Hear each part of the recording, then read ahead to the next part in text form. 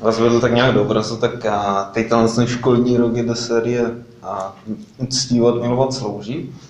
A já dneska navážu na to sloužit a to tématem otroci boží.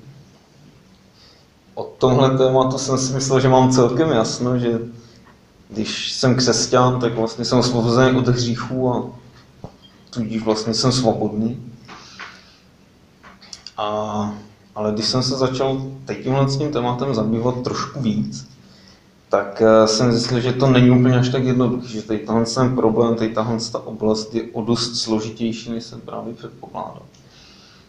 A když řeknu slovo otrok, tak co si představíte pod tím slovem, co bude takový váš první obraz, který vám proběhne hlavou? To je otázka na vás. Černo připoutaný k lodi, jako táhnu do Ameriky. Amazing Race. To jsme udělali každý Global Force. Jo, přesně, asi tak nějak všichni máme tu stejnou představu, že otrok je nějaký člověk, který je k něčemu přikovaný, že má tu koulí na noze, že jo, a prostě špinavý, vyzáblej, unavený. Gladiátor určitě byl. Gladiátor byl minimálně zraněný většinu svýho času. Taky, no, spíš mozou asi nepřežil, no.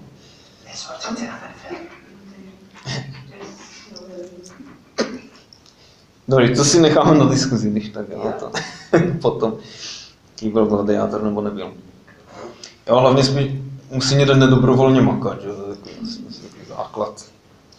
A dneska se s takovým člověkem v Evropě nepotkáme, nebo aspoň já jsem se s ním nepotkal, nevím jak ví. Ale když takového člověka nepotkáváme, tak stejně ho takhle máme zafixovanýho. Asi z filmu. A teď druhá otázka. Co si představíte, když se řekne slovo otrok boží? Tak dobře, tak jsem to musel dát za vás. Já jsem se ptal několika nevěřících lidí, co si pod tímhle s tím pojmem představí, a většinou právě ta jejich představa byla podobná.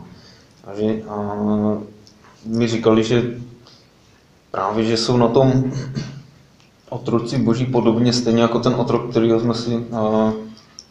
jsme mluvili v prvně. A to je to, že ten člověk něco musí, že on musí chodit do kostela každou neděli pravidelně, že se musí modlit, že musí držet půst, nesmí být moc bohatý, nesmí moc jíst a když už teda jí, tak jenom nějaký chleba a prostě vodu. A někteří dokonce se jí nechávají přibít na kříž. A to, co si nevěřící lidi představí, když se jim řekne otrok boží. No, tady ta představa ale úplně není ta správná. A každý křesťan, který uznal, že Ježíš Kristus je jeho pán, tak se automaticky stává božím otrokem. A paradoxně to ale neznamená, že tím ztrácí svobodu, ale naopak tu svobodu získává. On nemusí se hned kvůli tomu přibět na kříž a dělat podobné věci. A to ani Ježíš nechce. A když se podíváme do Bible, tak nádherným příkladem božího otroka je apoštol Pavel, který se vždy určitým způsobem představuje na začátku svých dopisů. Pojďme se teď na to podívat. Pro příklad přečtu z Římanům 1. kapitola, 1. verš. Pavel, služebník Krista Ježíše, povolaný za apoštola, vyvolený ke zvěstování božího evangelia. Slyšeli jste v té větě, co jsem četl, že by Pavel řekl, že je něčí otrok? Takže.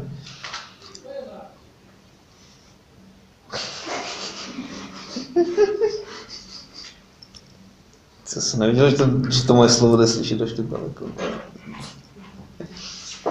To právě není to tvoje slovo, tak to boží slovo. No. Slyšet až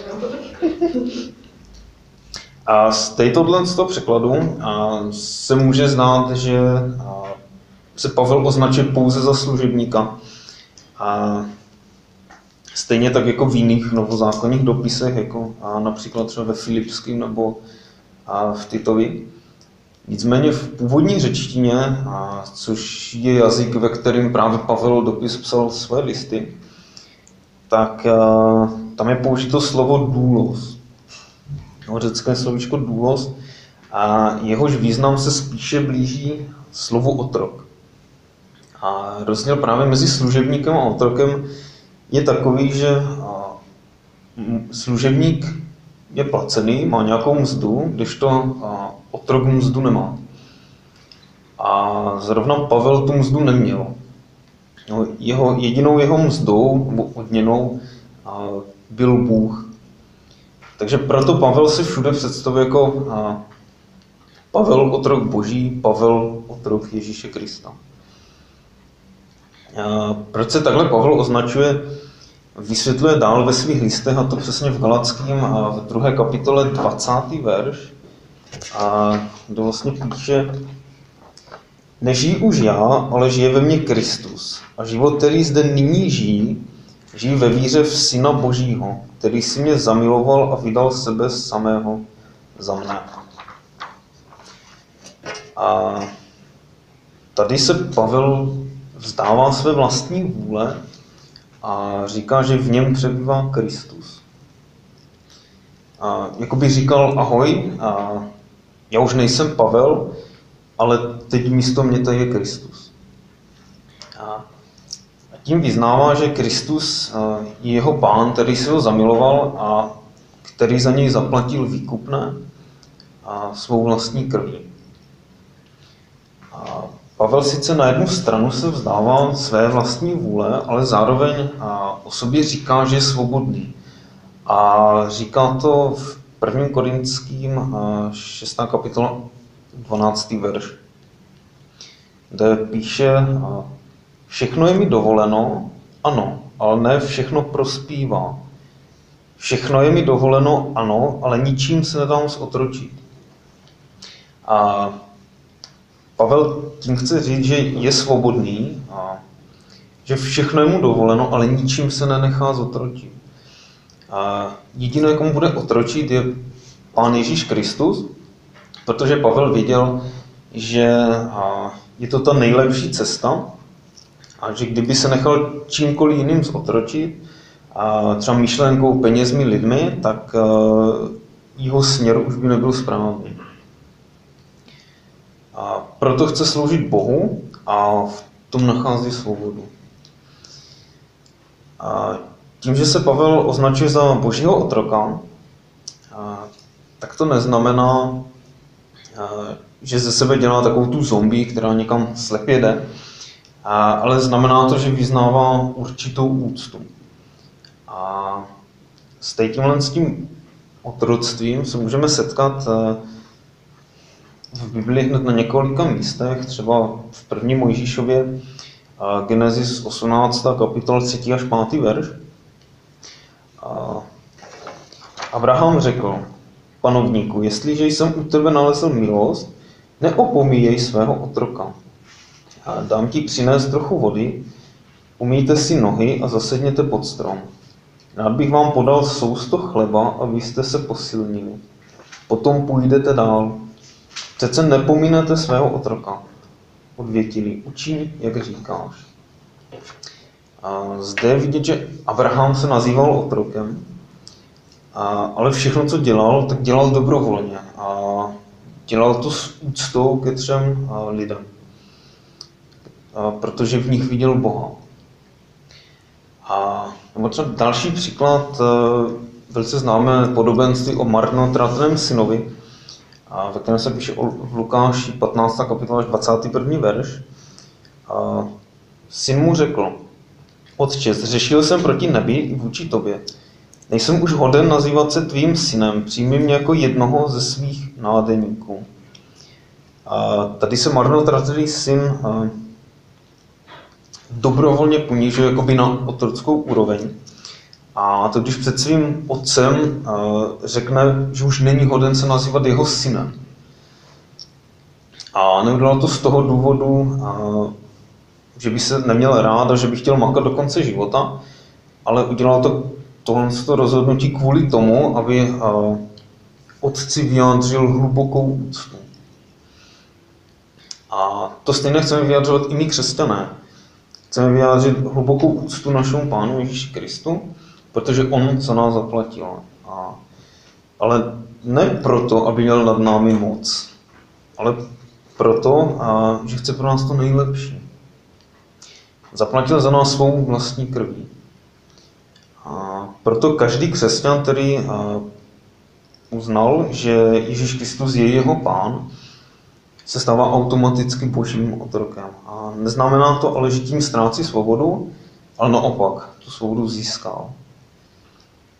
A o svobodě, kterou v Kristu máme, tak píše Pavel v listu Galatským 5. kapitola 13. až 15. verš.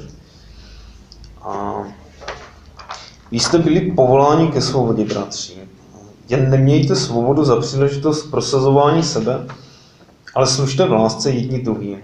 Vždyť celý zákon je shrnut v jednom slově. Milovati budeš bližního svého jako sebe samého.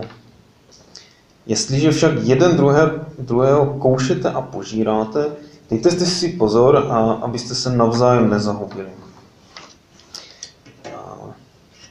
Dnes narážím na to, že lidé mi říkají, že my křesťané jsme blbci, že jsme ztratili svobodu. Musíme dodržovat určitá přikázání, které nás omezují. Ale kdybychom nebyli křesťané, tak tu svobodu máme a můžeme si dělat, co chceme. To je přece ta pravá svoboda, užívat si. Užívat si hlavně na úkor druhých. A problém je, že tihle lidi asi neví, co to svoboda znamená, že si svobodu pletou s anarchií. Jak prohlásil jeden člověk, svoboda jedince končí tam, kde začíná svoboda druhého. A tohle pravidlo je něco, co člověk musí dodržovat, aby neměl problém s policií nebo se zákonem, nebo s úřady. Takže lidé obecně dodržují zákon a křesťané dodržují boží zákon, který nereguluje vztah mezi lidmi, ale reguluje vztah mezi námi a Bohem. A my křesťané dodržujeme ten boží zákon. Reguluje obojí. No však jo, však reguluje. Ty jsi řekl, že nereguluje vztah mezi námi lidmi. Však nereguluje jenom mezi... Nereguluje. Ty jsi řekl, že nereguluje. To bych jenom. Dík za připomínku. Takže nereguluje jenom vztah mezi námi, lidmi, ale mezi Bohem a námi. Dobře, no. Co mluvám? Jak my křesťané tam dodržujeme boží zákon a ne kvůli tomu, abychom si něco zasloužili od Boha, ale věříme, že Bůh pro nás chce to nejlepší. A protože on je dobrý Pán. A jeho přikázání tu jsou právě proto, abychom mohli žít ve svobodě jedni s druhými a aby nedocházelo k tomu, že se navzájem budeme požírat pomluvami a závistí. Na začátku, jak jsem říkal, myšlenky lidí, co si představí pod pojmem boží otrok, že jsou to lidi, kteří musí něco dělat a musí něco dodržovat, musí něco nuceně prostě dělat, už modlit se nebo to. Tak jak jsme si tu dnes mohli ukázat, tak to tak podle Bible není. Jsme sice otroci boží, zároveň ale jsme svobodní. Nenecháváme se ničím otročit, jsou to myšlenky nebo představy, materiální věci, už peníze a tak dále. Prostě sloužíme Bohu a v tom nacházíme svobodu. Máme svobodu od hříchu, máme svobodu v tom, abychom sloužili jeden druhému. Ale ne z donucení, ale ze svobodné vůle a z lásky. A proto každý křesťan, který uznal, že Ježíš Kristus je jeho Pán, je božím otrokem. No, neznamená to, že ztratil svobodu, ale naopak ji získal. A nicméně nikdy nesmíme ignorovat fakt, že nejsme služebníci najatí zaměstnavatelem, ale jsme otroci, kteří patří Pánu. A on nás nekoupil, nebo spíše nevykoupil penězi, ale svou vlastní krví. Takto patříme jednomu, který za nás dal vše a který nás miluje. A který pro nás chce to nejlepší. A proto bychom se každý den měli zamýšlet nad tím, kdo je naším pánem. A jestli je naším pánem naše pýcha, neboli pověst, a jestli jsou to peníze, alkohol, naše práce. A je potřeba se vždycky zamyslet nad této otázkou, komu chceme otročit. A nebo si radši řekneme, že budeme žít jako Kristovi otroci, sloužit mu ve všech věcech a každý den objevovat, co znamená žít svobodně v jeho milosti.